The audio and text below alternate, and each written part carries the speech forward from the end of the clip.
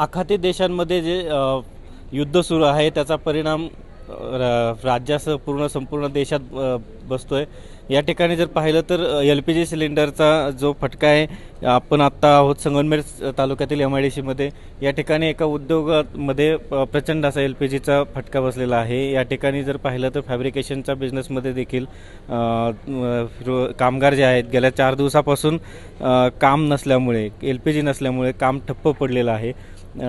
या ठिकाणी काही कामगारांनी चुलीवरती जेवण बनवण्यासाठी तयारी केली, जेवण बनवता येते आणि LPG संपल्यामुळे त्यांच्यावरती आता उद्या उपासमारीची वेळ येऊ शकते, अशी परिस्थिती या ठिकाणी निर्माण झालेली आहे। आपल्यासोबत कंपनीचे मालक आहेत बोलण्यासाठी। आता किती दिवसापासून कंपनीचं अशी हालत आहे आणि LPG नसल्यामुळे काय परिणाम होतो?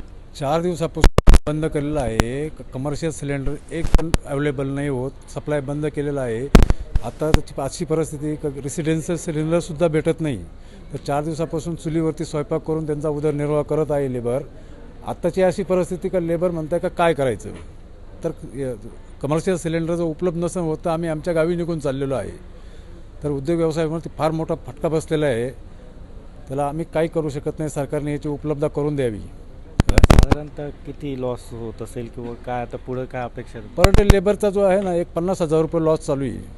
पण लॉस होऊनही बी जर पुढं काही आशा दिशा दिसतच नाही, गव्हर्नमेंट काही सांगतच नाही का बा आम्ही तुम्हाला उपलब्ध करून देऊन व्यवसाय चालू करा बा।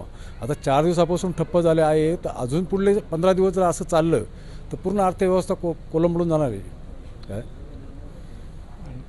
ठीक आहे, पूर्ण अर्थव्यवस्था या ठिकाणी जे आहे ते कोलमडून जाणार असल्याचं वक्तव्य जे आहे ते या युनिटचे जे मालक आहेत त्यांनी सांगितलेलं आहे।